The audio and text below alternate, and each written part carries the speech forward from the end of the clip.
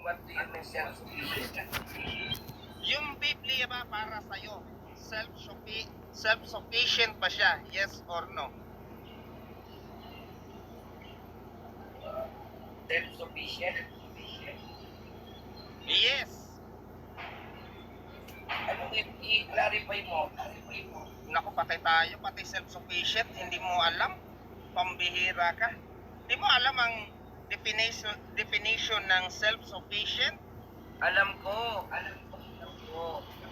Kasi ang self-sufficient, nabubuhay o umiiral mag-isa.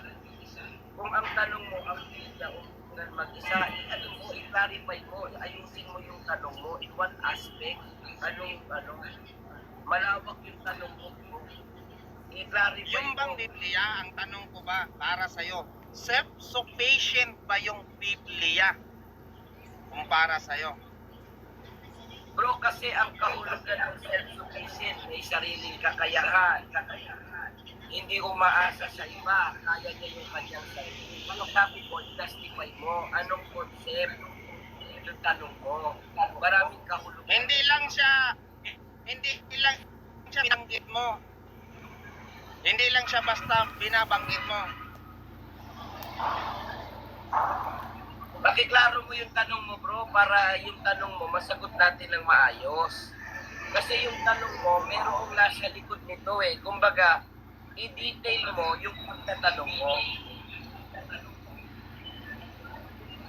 Ang nahihirapan ka ba sa tanong ko? Doon sa Hindi, bro. tungkol sa Biblia? Kung ang Hindi ako kasi nahihirapan, ang bro. ibig sabihin lang doon, tinatanong ko sa iyo, yung bang Biblia self-sufficient ba siya? Ang dali lang naman sagutin 'yun eh. Oo, hindi. Yes, sige, sagutin kita ha. Ang Biblia, may sariling kakayahan talaga. Dahil ang Biblia, salita ng Diyos. Ang salita ng Diyos sa unang Timoteo 4:1, sa unang Timoteo, makapagtuturo, makapagtutuwid, makapagdidisiplina. Ang salita ng Diyos, may kakayahan talagang makapagturo. Yung tanong mo kasi, self-sufficient, may kakayahan talagang makapagturo. Diba? Kaya pinapa-justify ko sa iyo. Okay. So, ganito ngayon ang sunod kong sagot. Pangalawang tanong. Kung self-sufficient pala ang Bible o Biblia, saglit lang. Kung self-sufficient pala ang Biblia, sabi mo, yes, self-sufficient ang Biblia. Bakit ini-interpret nyo ang Biblia kung self-sufficient pala siya? Ito sagot. Dahil unang Korinto 2:10, subalit ito'y inihahayag ng Diyos sa nagsasaliksik ng Espiritu. Ang lahat ng bagay, Bro, ang layo ng sagot mo. pinakamalalim na panukala ng Diyos. Sa makatwid, Bro, ang layo ng sagot mo, Bro Robin. Ang sabi mo, self-sufficient ang Biblia, sumangayon ka. Ngayon, sa pangunawa mo, dahil ang sabi mo, self-sufficient siya, ang tanong ko, bakit ini-interpret mo yung Biblia kung self-sufficient pala ang Biblia? Bakit ini-interpret nyo? Hindi ko tinatanong doon sa talata na yun dahil yun, interpretation pa rin ang tawag nun. O, pwede nang sumagot nang hindi ka magbabatin? Pwede ba yun? Yes, sagutin mo.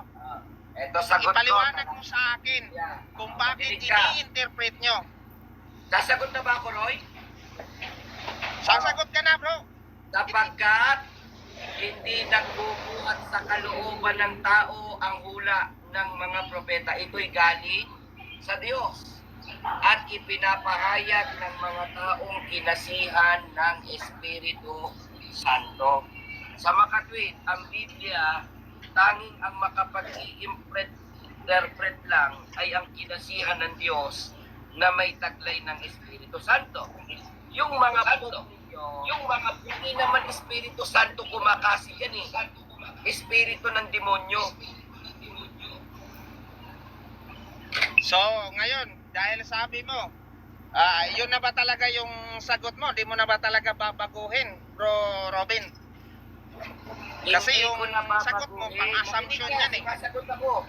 Hindi ko na babaguhin Kapagkat ang Biblia ang makapagpapaliwanag yung taong kinasihan ng Espiritu Santo. Eh yung kung ninyo, hindi naman Espiritu Santo kumasi dyan eh. Espiritu ng demonyo. Okay, sige, ganito. Kasunod kong tanong. Kung self-sufficient pala ang Biblia, bakit dinadagdagan nyo yung nakasulat? Kung self-sufficient pala ang Biblia. At ikaw na mismo ang nagsabi na, oo, bakit dinadagdagan nyo ngayon yung Biblia? Kung self-sufficient siya. Ito sagot. Dahil ito ay mauunawaan ng mga may kaloob na taglay ang Espiritu Santo.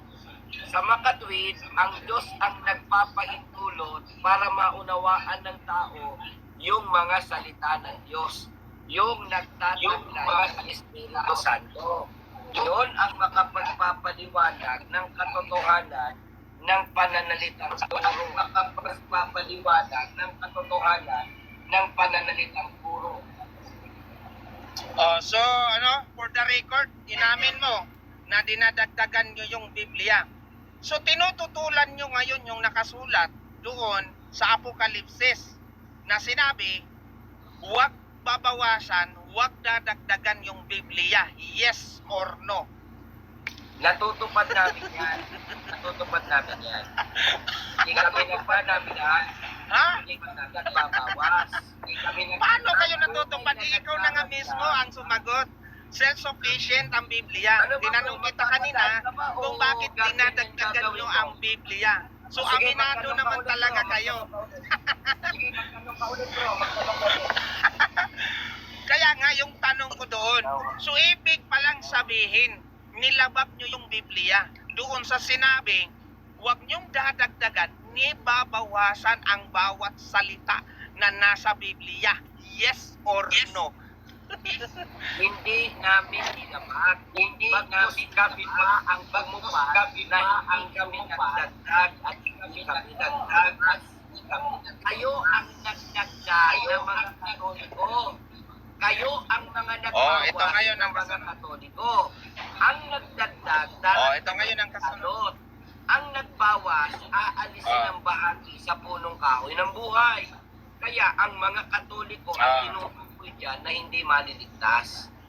Next question. Okay, ito ngayon ang kasunod ang tanong. Alin doon sa dalawa yung mali mong sagot? Yung dinadagdagan nyo yung Biblia o hindi nyo dinadagdagan yung Biblia? Alin doon sa dalawa yung mali mong sagot? Ay, wala kaming dinadagdag. Sasagot na ako. Huwag kang umiyak.